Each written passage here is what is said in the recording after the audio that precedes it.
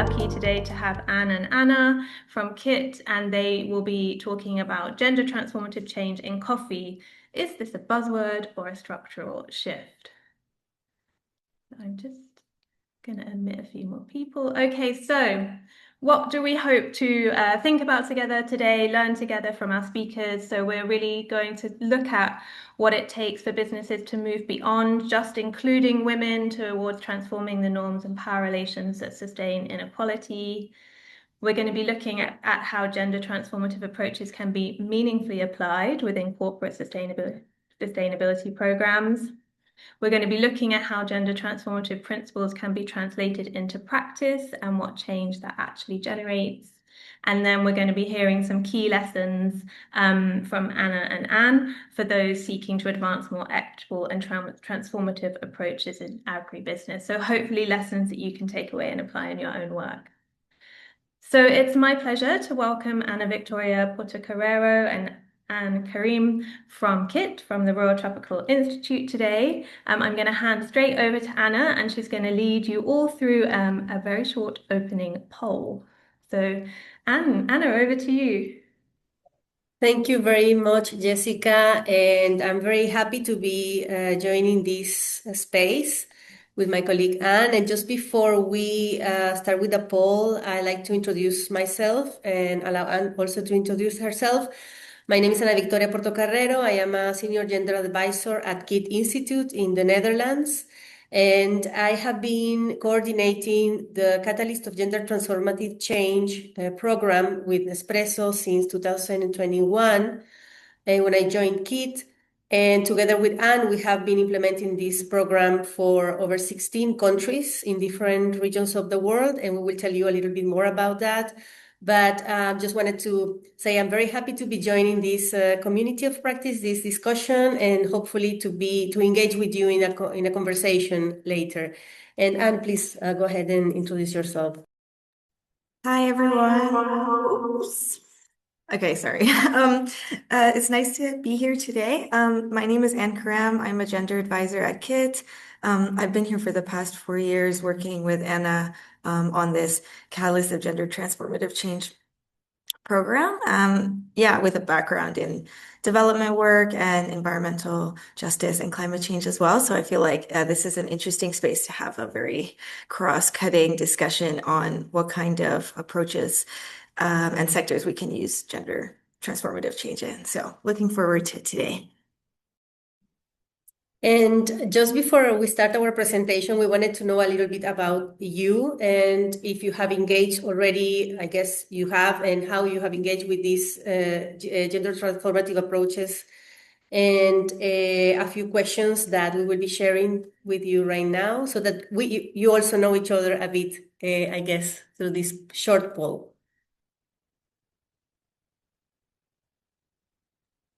So hopefully everyone can see the poll on their screen. And so there's 3 questions. So yeah, just take a moment to read the questions and submit your answers. And we'll see, like Anna said, we'll get to know each other a bit before we start the presentation.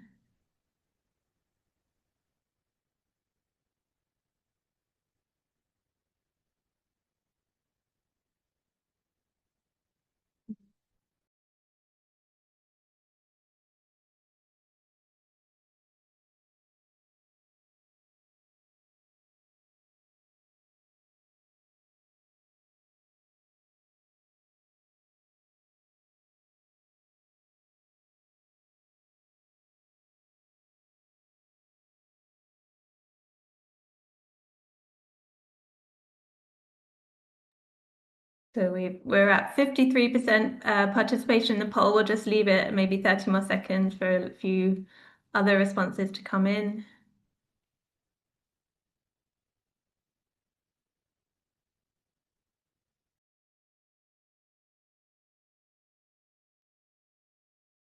Okay, I'm gonna end the poll now, and then we will see the results. And you can see, Anna and Anne, how surprised or not surprised you feel.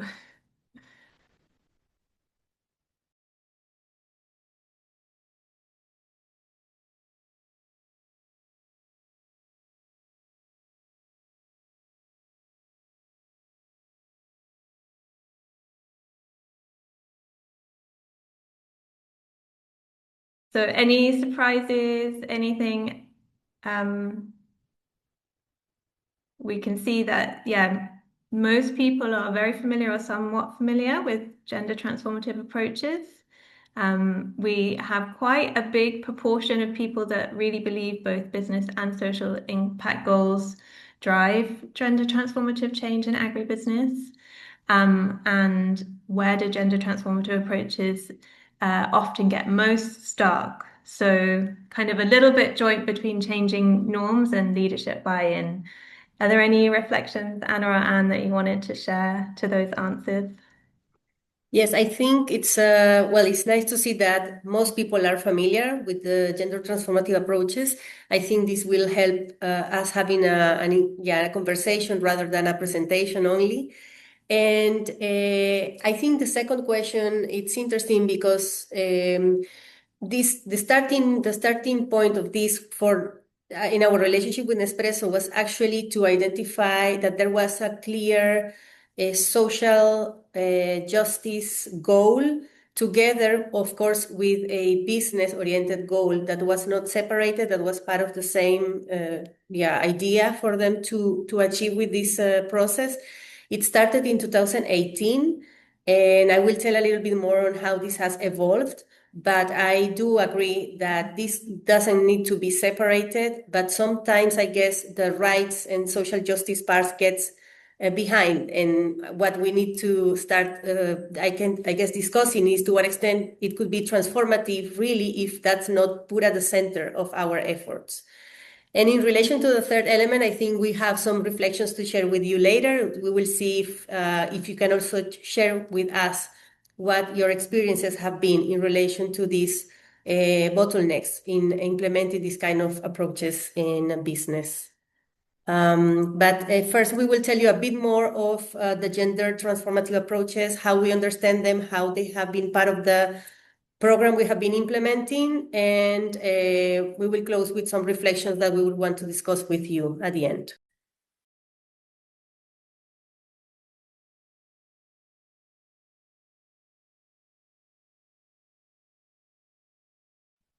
Great. Well, over to you then for your I presentation. will begin by presenting to you a little bit the project itself. So the CTC project that we have with Nespresso, which is short for Catalyst of Gender Transformative Change. So Jessica, we can already go to the next slide.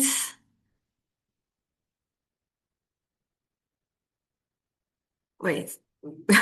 Yeah, can we go to the next slide already, please? Yeah. Okay. So basically, if we start by introducing a gender transformative approach briefly, since we're already familiar with it in the room, is that we're looking at really a deep-rooted structural change. So these changes can happen through individual capacities, social relations, but also social structures. So we really want to address foundations and root causes of gender inequities and unequal power relations. So it's about not just addressing symptoms of these unequal power relations, but the roots of them and how we can transform these relations at all. So it has to be the goal would be a deep and enduring change that is fundamentally different from what was there before. We want to transform power dynamics and structures. And in order to do this, so in order to tackle norms and unequal structures, there's also a reflexivity element that's really important. So self-reflecting on our own capacities and realities, but also on the relationships around us. So this can also be visualized through a spectrum, which goes from reach to transformation. So when we are looking at a gender transformative approach, like I said, it's about a deep, enduring change rather than just seeing, okay, for example, how many women can we target in a program? That would be reaching. It's also beyond just accessing new resources and benefits, which is also everything along the spectrum is a positive change, but the intensity or depth of that change will vary if we're striving for transformation. So really, it means we're not just looking at women as a target group or men as a target group, but the social position of people of different genders and why those relationships exist as they do. So it goes beyond, yes, all this idea of like empowerment and inclusion. We can go to the next slide. So before introducing the program itself, we basically have to contextualize it within Nespresso's larger gender strategy, which they elaborated with a goal towards 2030. And their program or their strategy had three main components. So one, they started with a gender analysis tool where they wanted to see what kind of interventions would they need in the first place to have a proper and adequate gender strategy.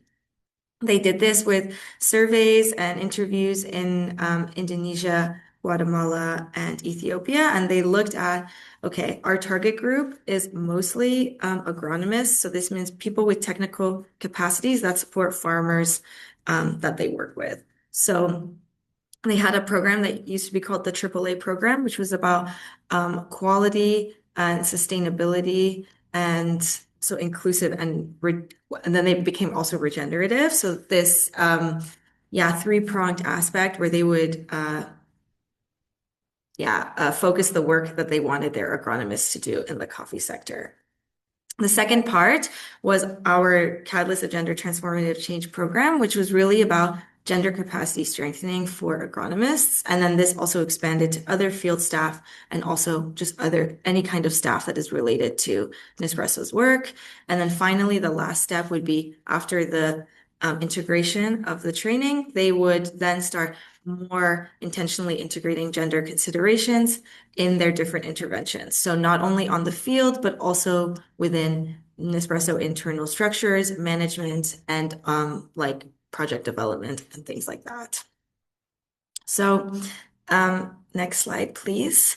The CTC itself was a 3-module program that we split up over 6 months approximately on average.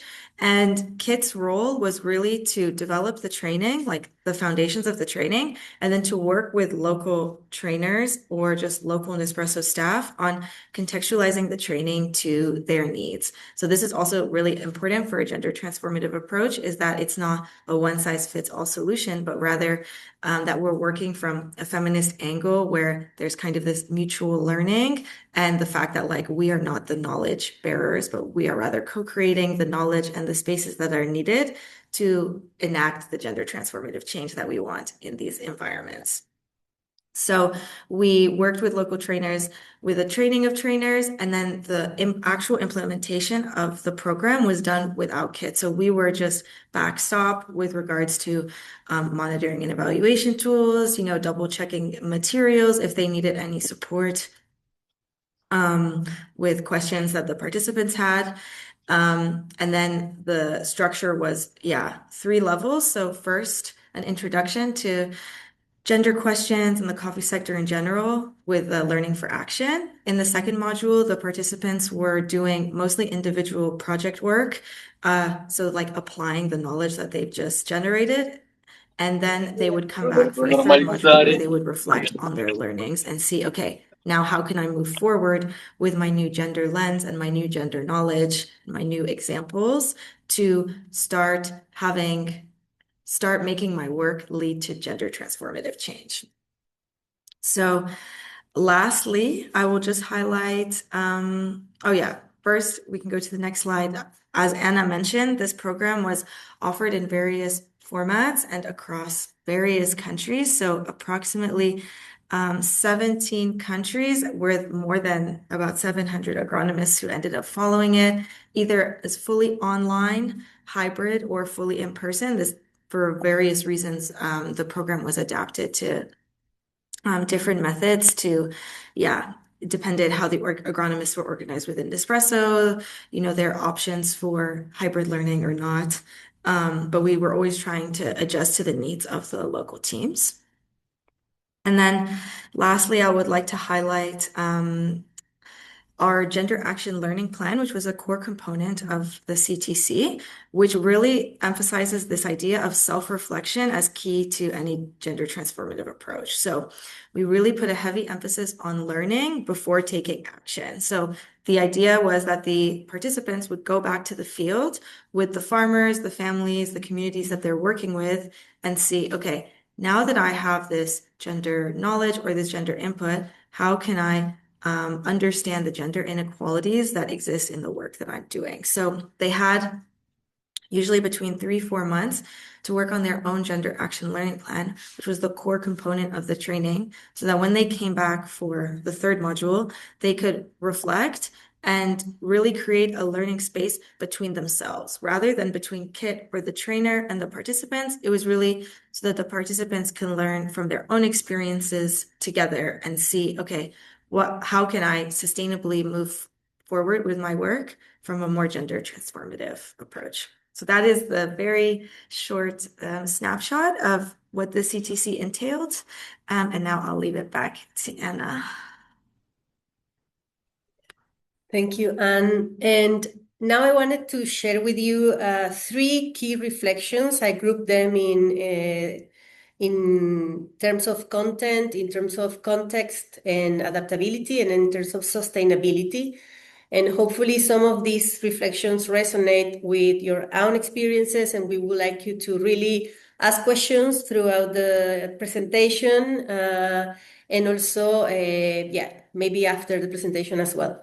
So in terms of content, perhaps one of our key learnings has been that one of the topics that people struggle the most in changing, in this case, the participants, the agronomists, and other technical staff, is the idea that the personal is also political. And it's super, like, it's quite an old feminist reflection, and it's absolutely relevant for this work, but people tend to see everything that has to do with work and a training that is related to gender and coffee as something that is not linked to their personal lives. So putting together again the relationship between productive and reproductive work, allowing them to look at the links between what happens in the homes and what happens outside the homes, and allowing them to reflect also in how in the relevance of care and domestic work for the production of coffee has been one of the topics that they have struggled the most in actually changing or transforming. And we see that through a set of questions we ask at the beginning and at the end of the training. And we see that in all other topics that are more related to the workplace, for example, or to the practices they engage with as part of their work, they change their minds in most of them. In the case of domestic work and the links between that and coffee production, they seem to struggle more.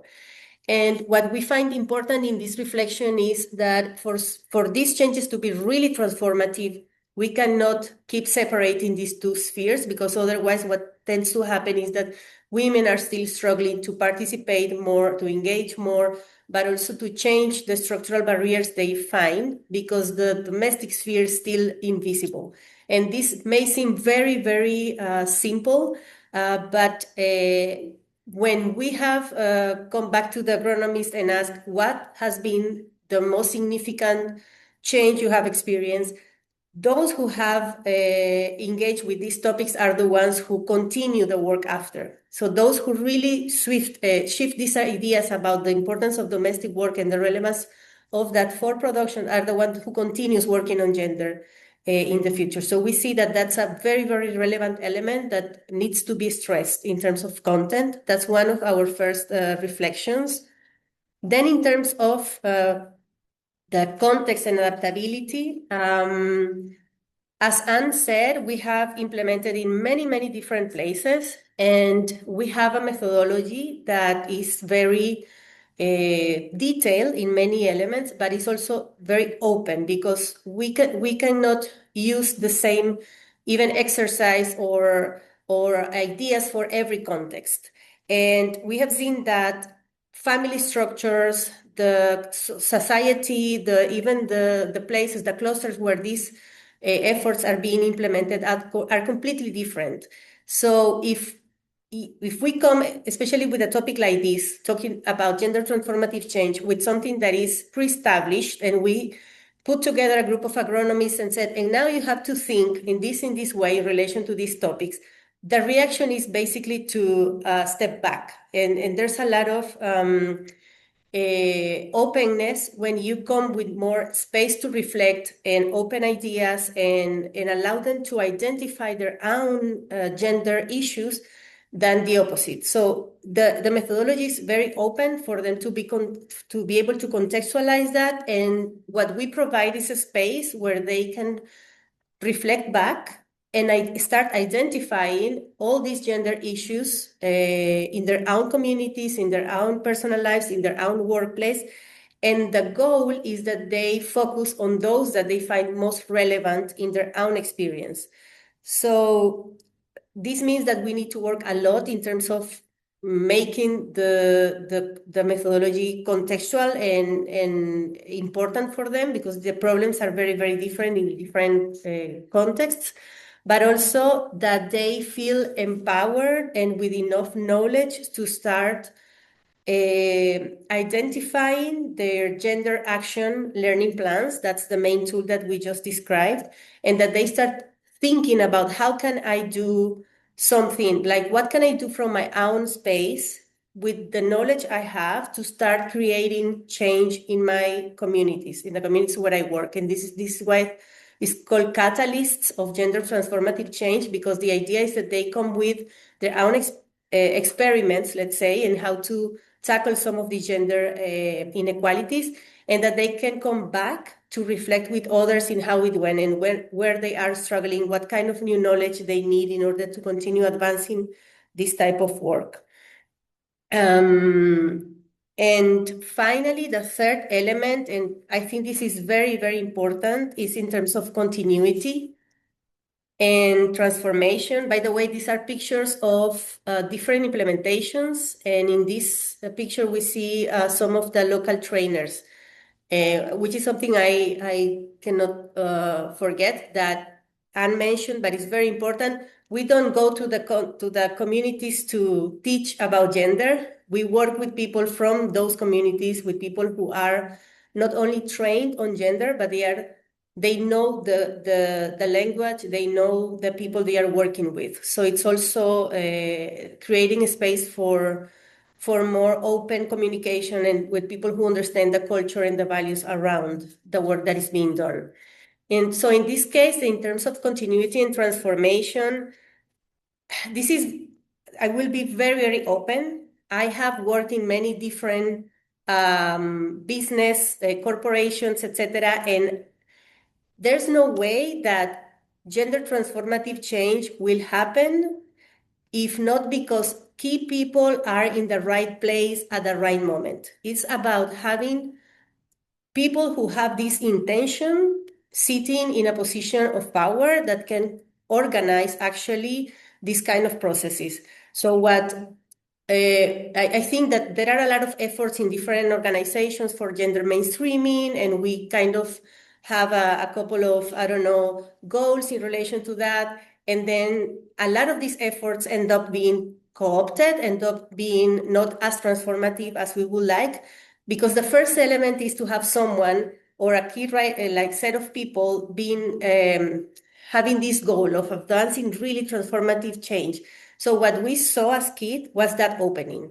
There was a moment at Nespresso where they had a couple of people at the management level that were really interested in changing the lives of the people they were working in the communities. So the goal, as I said at the beginning, was not necessarily if it was good or for the business. It was more like, how can we make sure that our agronomists, when they identify gender inequalities, they feel empowered and they feel enthusiastic on creating changes that are sustained in time. So these people that were there in 2018 and that we had the chance to discuss this training with had that in mind. So we took the opportunity and we developed something that we felt was valuable. So that doesn't mean that this will be always like this, no? In the organizations, people change a lot. So you don't necessarily have, let's say, the continuity of this goal in everyone who comes next. But the fact that we took the opportunity and created the methodology already created the space for something that was transformative and that agronomists now feel they own it. They have been trained with this. They look at their teams, for example, and discuss with gender lenses some of the things they see, and some of their reflections now are, okay, how can we make this not something that agronomists do by themselves, but that the organization really engages with more broadly. And this is one of like they say, let's say, bottleneck sometimes is that if we focus only on a group of people, they may be really engaged and excited to do this kind of transformative work, but it has to be also at the management level. Otherwise, then you don't find more echo, you don't find more space to advance this transformative work. This is what we have been, let's say, learning through this process. And of course, creating policies, creating structures, adding that gender lens, gender equality into the KPIs, all of that is absolutely helpful. But what is more helpful is to have people that are excited about it, that feel that they can do something, that feel that they have the tools to do something. And that's what has been really transformative in relation to the CTC. And where we see that organizations like KIT can, let's say, we see us as part of this process, but we understand that we need to take these opportunities to advance as much as we can these kind of ideas, and that these are not these spaces can be changing with time. So it's a matter of convincing a few people here and there to make the process more fluid and continuing time. Yeah, so these are some of our reflections, these are some of our experiences, and I would like you to tell us if you relate to any of these lessons, if you have questions about details of the project or the program, sorry, or some other elements that you would like to discuss with us.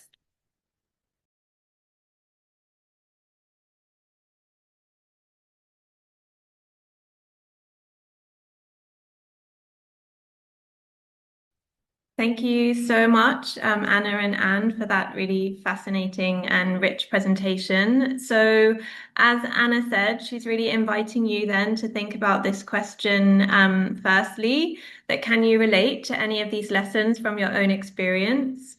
So that's something to think about now. Feel free to type in the chat or add some reflections on the Easy Retro board, or we also have time if anyone would prefer to share their question verbally. Please just raise your hand. And then, of course, yeah, we have our Easy Retro board, so there's an opportunity there for you to type questions or share your own experiences, and we have some resources also. So I'm going to stop sharing now and invite those of you, maybe we'll see everyone together. And I think Kathy is going to lead the discussion. But let's have a look at the Easy Retro board. I'll just share the link in the chat for anyone that was a little bit late joining. If you would like to go there. And let's also see if we have anything coming in already. But is there anyone that has a burning question already that they'd like to ask our speakers today?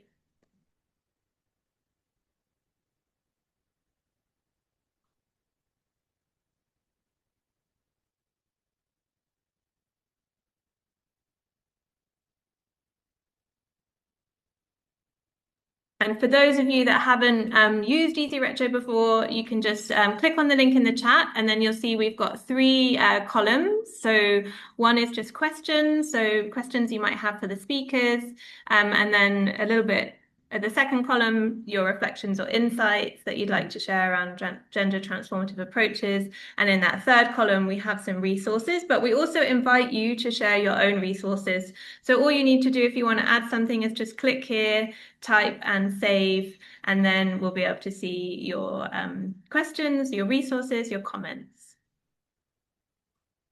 Yeah, we have a hand raised. So I think I'll hand it over to Kathy and let her guide the discussion. But can you see the raised hands, Kathy? Yes. No, I can't see the raised hands. So it's Luis. You go Oh, ahead. yes. Ask your Go question. ahead, please.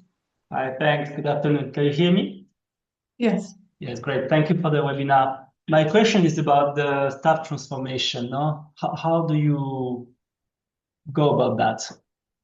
Usually, I think it starts with a workshop or something, but then how do you ensure continuity, no? That people, they reflect and they on this issue over time, no? And how also do you monitor changes within them? Do you organize weekly sessions, monthly sessions during throughout the duration of the intervention? How do you manage that?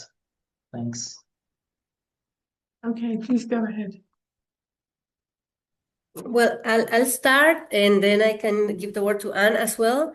And I think, well, what we can do concretely with the CTC is that we work first 3 days very intensively and we look at different conceptual like elements like how, for example, what's gender inequality, how does it relate to coffee, how can we look at gender inequality expressed in coffee settings, etc.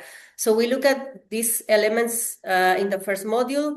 Then they take time to identify specific gender issues they find relevant after having listened to these first conversations.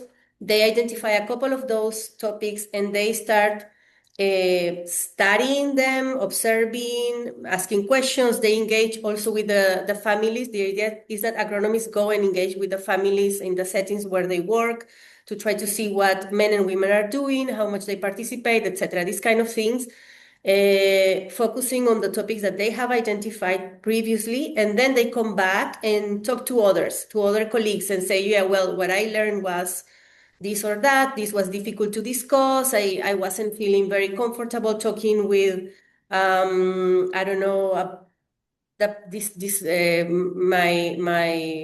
families about these topics, but then I don't know, they reflect about everything they experience when they try to engage in their work with the topic. But in this third module, which is also a 3-day module, they also reflect back about their own gender selves. And this is what I think makes the big difference, because they have, at the beginning of the training, a lot of people say that they haven't faced any gender inequality, that they are both employed equally, that they both are agronomists and work in similar conditions. But when they have to reflect more deeply in their own gender selves and start looking at some of the elements they face, that's where things start to change really, because it's no longer a theoretical idea, is something that most of us, it's impossible. I mean, we are all gendered. We have all experienced certain experiences that are related to the topic. So when they make that link is, I think, when they start wearing these lenses, these gender lenses in whatever they do, and when they identify also what else they need to know, because there are a lot of things that they feel insecure in addressing, because they feel that they are not experts on gender, which is not what they have to do. I mean, they are agronomists, but they identify, for example, we should have a protocol when this and this happened. How can I, if I know that there has been, I don't know, sexual abuse in the settings where I work, with whom should I talk about it? Should I talk about it? Etc. So it's they identify what else they need to know in order to be more transformational in their settings. But I think one of the things that we consider absolutely relevant is that the management is also engaged in these processes. And we saw that, for example, in, I will not tell too many details, but in some of the countries, the people who were more interested in advancing the CTC or the program were the managers, and in other countries were the agronomists. And what you see is that in those countries where the managers had taken also had done the course, when they have they had this idea of advancing the topic more deeply, of course, that everything else is easier and that they engage in other elements of gender equality that in those clusters where it was only the agronomists' work. These are some of the things that we have seen, but I think the most important element, and that's why I mentioned that in the content part, is the personal element. If they are not linking that with their own experiences, it's very difficult that you will actually be able to identify and see gender inequalities in other contexts. And Yeah, I can also quickly add that I think part of the novelty of the approach is the time and space we were given to implement such a program, in the sense that a lot of gender trainings that happen in the private sector, for example, but also in other sectors as well, is a short module, maybe 3 hours online that you do by yourself. You get some information, you maybe respond to some multiple choice questions on the platform, and then you just move on. Right? So the idea that we really wanted to push with this program is to take the time that is needed to have a genuine engagement with these sorts of questions. And the other part of it is that it's also a collective experience. So these are colleagues who work together who are going through this program together. So they're not only reflecting with themselves, they reflect with others, they reflect with the people they work with, and they also have the time to actually shape their own learnings and their own interests in the topic as well. Like that was really the intention we had with this sort of design. With them having access to the trainers, for example, to, discuss and also have a space where they're also just discussing with their colleagues. Oh, I feel like this is now I'm confronted with this issue. And there's really this mutual learning environment where they're not pressured or they're not having to deal with it alone, especially because the topics can be quite difficult to grasp and substantial to start questioning these things that you may have accepted before. So yeah, I would say time, space, and collective learning help with this kind of approach. Okay, thanks very much. Kathy, I noticed a question from Berber. Yeah.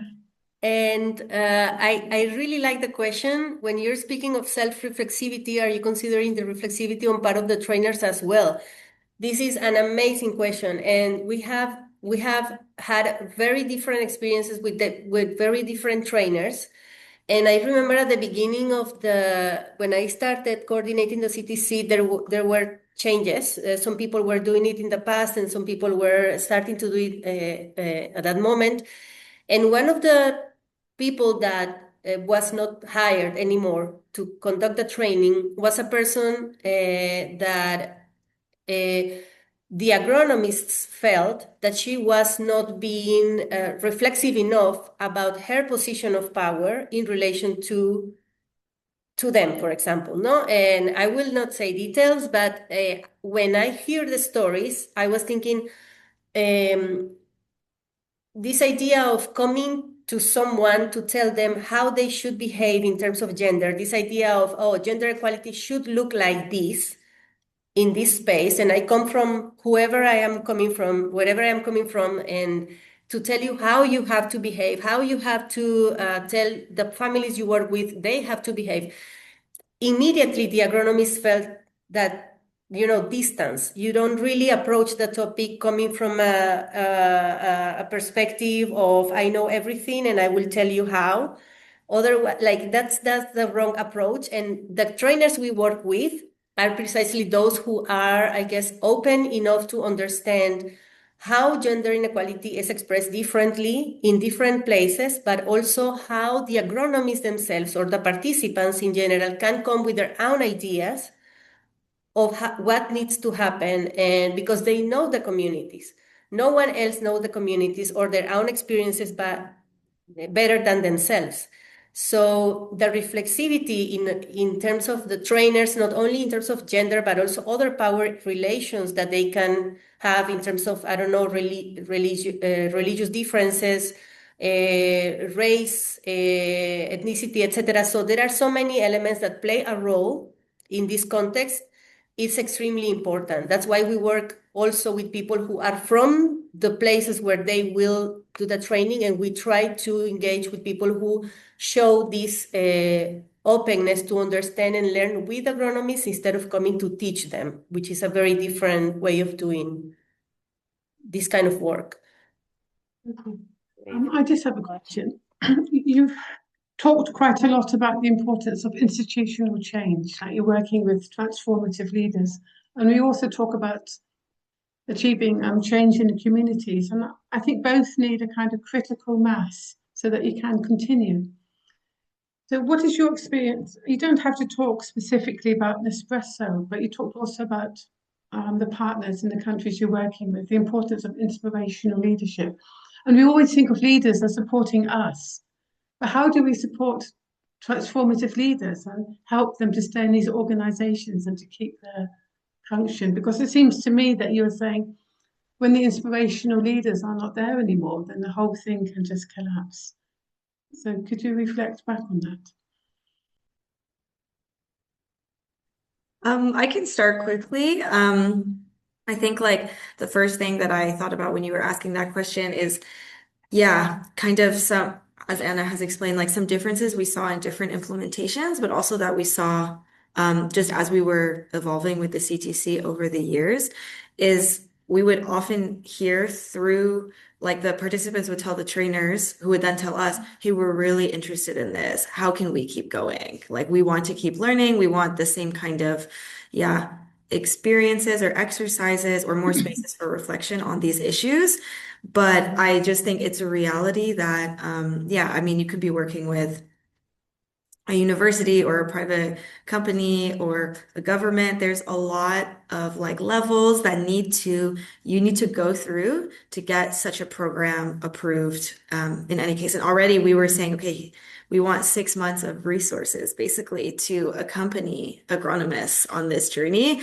And having more in-depth moments to work on gender requires, yeah, resources in terms of people, in terms of time, in terms of just money in general. So if at the top, the people who are gonna be giving the approval for that budget are not that convinced, then there is only so much you can do because agronomists have of their full-time job, which is being an agronomist, and they are wanting to learn this for themselves, but also for their work and for the people that they work with. Trainers also, they have their own jobs. They're not affiliated with, maybe they're external to the company or Nespresso, and they're not, and we are not in the company and we're not on the field either. So because it's so decentralized in a way, the way that these programs move forward, unfortunately, I think a lot of the opportunities do come top down. And I think what we saw was when there was a lack of resources, but really a lot of interests from the participants, they would keep going with their work in the best ways that they could. But that does put a lot of the burden on the participants, where one of the things that they're also experiencing through the program is that it shouldn't be just like their responsibility to fix everything, but rather that there needs to be collective effort and collective buy-in. And if there's resistance from a manager at the local level or at the regional level, and then they don't even have access to like the headquarter level, then it was going to be really hard to continue to do this kind of work. So yeah, I think that's just my quick overview.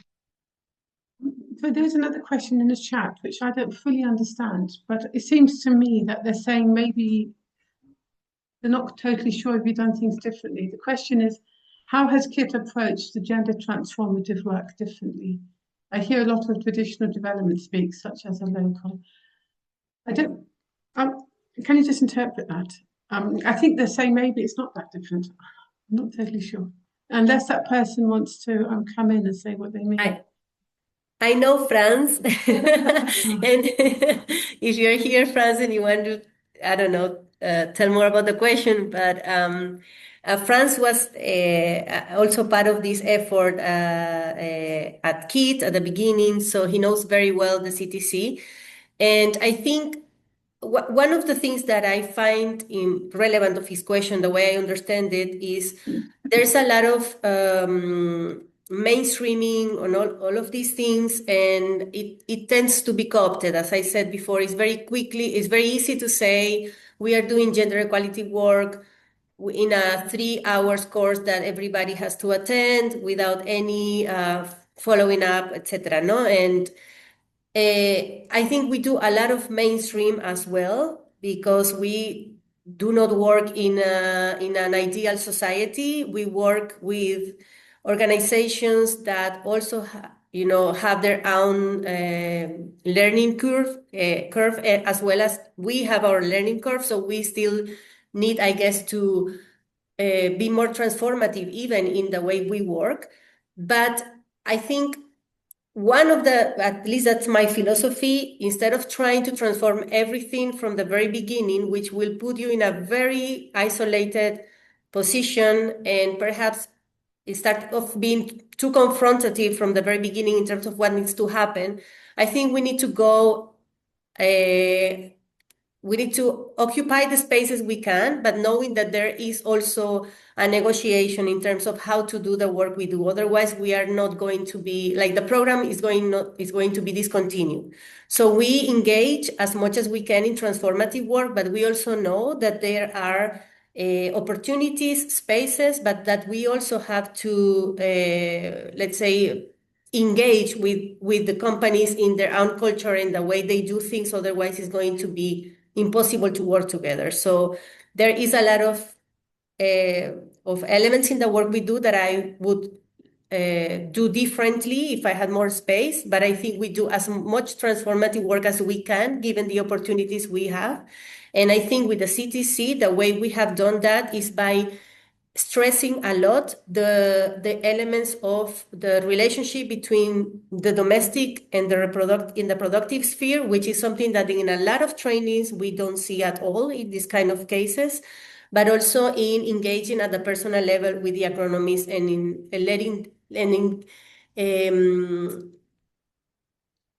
allowing them the space to feel also empowered and capable of pushing for the work, for the transformations they want to see. Yeah, I think that's a wonderful I answer. think I will also add that I would like to think that we've also tried to be as reflexive as possible when implementing this program. So, like, I don't think there's been a year since we started that we haven't changed it, like, in one way or another. Some years the changes are smaller, other years the changes are bigger, but we really try to, as much as we can, reshape, co-create sometimes the program from the experiences to actually make it relevant for the people that we're working with. So I would like to hope that we've also applied some of these feminist and transformative principles on reflexivity and, mutual learning and collaborative learning in developing the CTC, which we always saw as a little bit of a living training that we try to refine as much as possible. Whereas when we started from an idea and a methodology, and it grew from all the experiences that we worked with over the years. We've got a lovely question that has just come in. Can you elaborate a bit on the results that the projects in the different countries have started to see after this initiative? So what has actually happened? And they are asking, in terms of coffee production, has there been a change? Enhanced women's decision-making in the coffee value chain, and so on. So looking at both sides, the social and business impact, building on the earlier session that we talked about.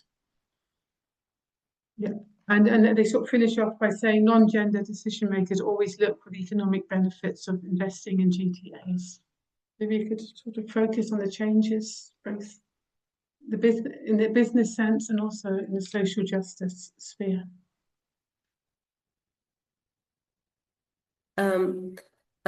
Kathy, I'm sorry, I hear you. Can you hear me? Yeah. I think they're essentially asking what have been the changes in the business sphere, like in terms of impact, like business impact, more coffee, but also in terms of women's decision making. Have there been changes there? So what are the changes that you have seen?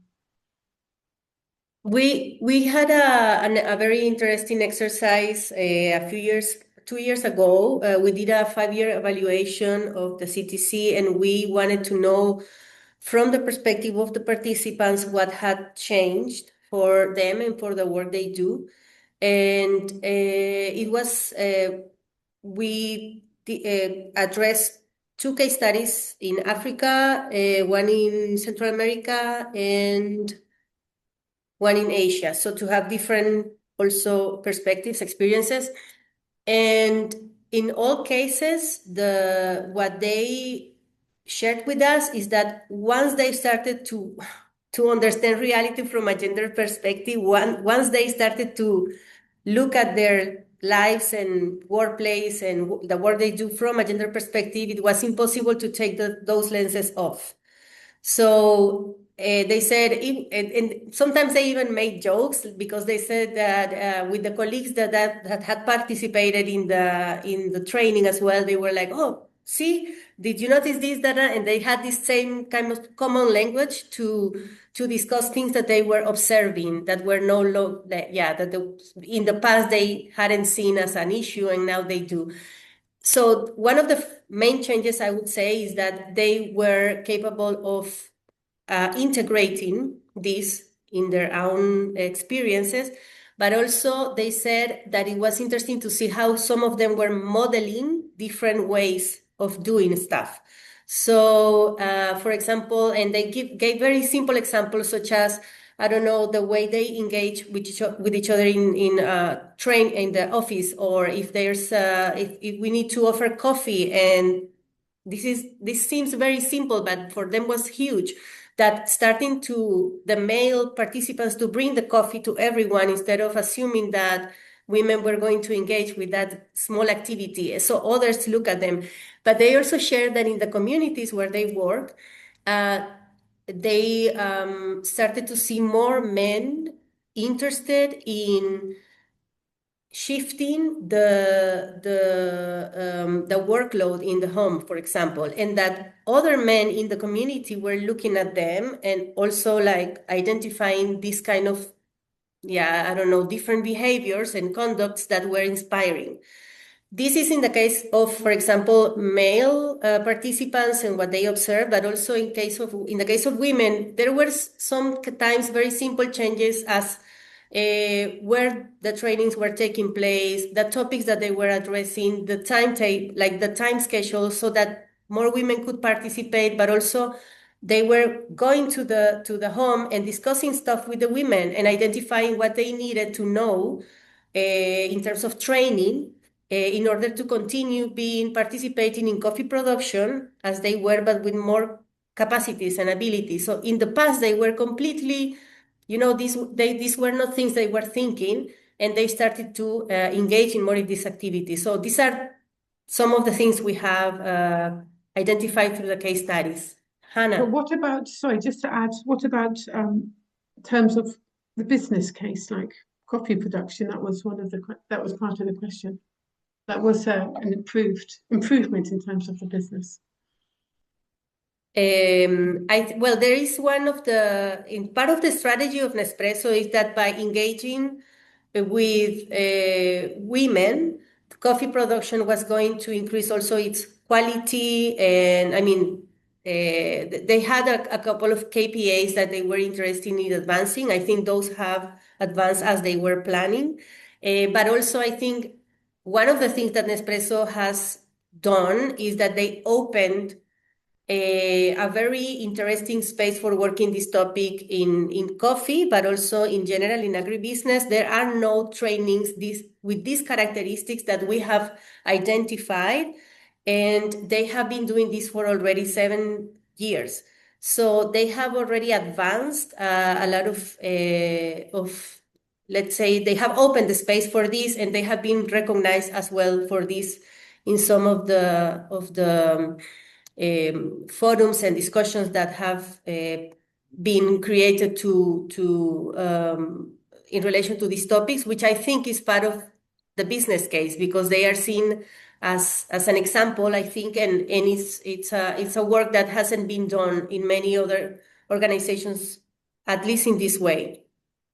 Thanks. I've just got, what about Hannah? Hannah, you had your hand up. Would you like to ask the final question? We've got 3 minutes, I or know, and is there we're time? getting to towards the end, and then I just do want to keep just a few minutes to be able to introduce us to this entire series to all participants. But I was just curious because I think it's such an excellent example of, as you said, I mean, you've mentioned these things, Anna Victoria, and on having a long training and really having sufficient time to reflect and really supporting that reflexivity process internally in terms of the trainers themselves and then the managers and as well as the farmers who are being reached. But then nevertheless, you still, so it's connected to this question that was also posed in terms of, and what you've just been responding to, but then you still have this kind of impression of, okay, but then the expectations are still coffee production, or still like very, very technical or very tangible outputs. And just wondering if you have seen at least a shift. I mean, it's amazing Nespresso has been supporting this for 7 years, so they obviously see a value in it, but have they also shifted even their own like have you seen a change in the way that they are measuring and evaluating? Are they pursuing even these transformative impacts as one of the ways they're measuring change in the Nespresso kind of theory of change? Or is it that they're always just seeing it in relation to the CTC program? Or have you seen it like more broadly affect the way Nespresso is In 1 minute. identifying Just 1 metrics? minute, because we need to wrap up as well. Yeah, and then we have to wrap up.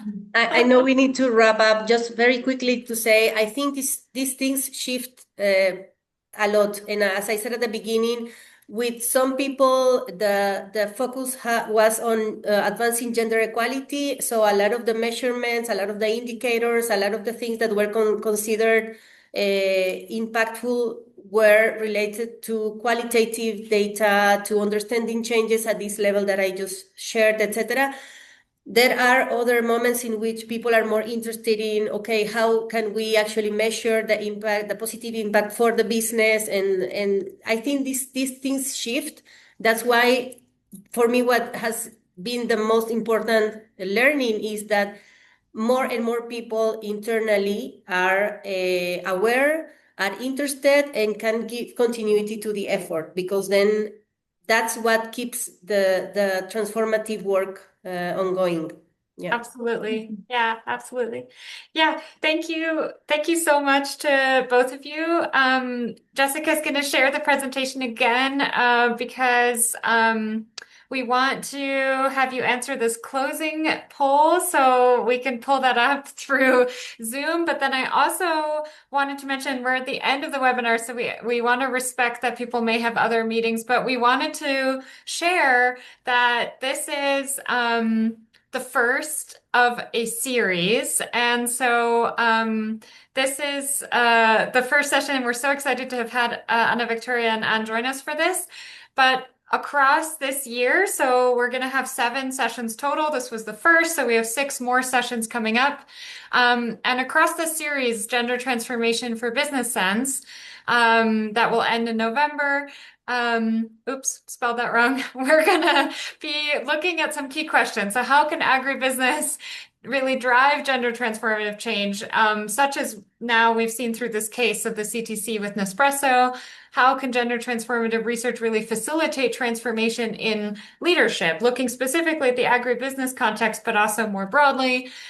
What difference do transformative leaders make? So we're actually having a mini series. So that's what's coming up next, that in June, July, and August. Of course, some of you might be on well-deserved leave, but within those 3 months, we're going to have a mini series on transformative leadership. And we hope that you'll join the next webinar on June 9th, which is with Award, the African Women in Agriculture Research for Development, where they'll showcase some of their experience. They also offer a leadership and negotiation course and highlight some of that experience.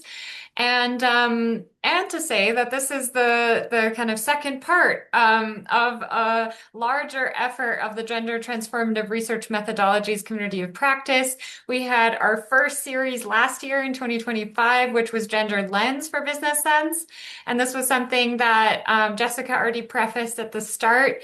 That in this series last year, we had really excellent examples. You'll see a list of all the different events. We had 6 last year, where we looked at private sector strategies in terms of also using the Reach, Benefit, Empower, Transform model. We looked at investments in climate and nature from the perspective of gender and inclusion. We looked at how there's also a Gender Makes Business Sense training offered by the Africa Agribusiness Facility supported by the GIZ. We had the Rallying Cry, which is an organization that supports agribusinesses as well, speak to how they are integrating GTAs. And we also looked at youth as game changers in agri-food systems. So really an excellent series across last year. You can follow this link. If it's not clickable, we'll share it in the chat. And you can actually watch all of the recordings if you would like to. They're all on the YouTube channel of the Gender Accelerator of the CGIAR. And just to close with a big thank you to all co-organizers, all co-conveners, and also to all of you for participating and looking forward to having you join. Of course, Anna Victoria and Anne join us for the whole series. It's the same link that you joined today is the same for all series. And what's important to note is it's always going to be from 3 to 4 Central European time. So yeah, keep your eye out for posts on LinkedIn and also in your email. And thank you so much.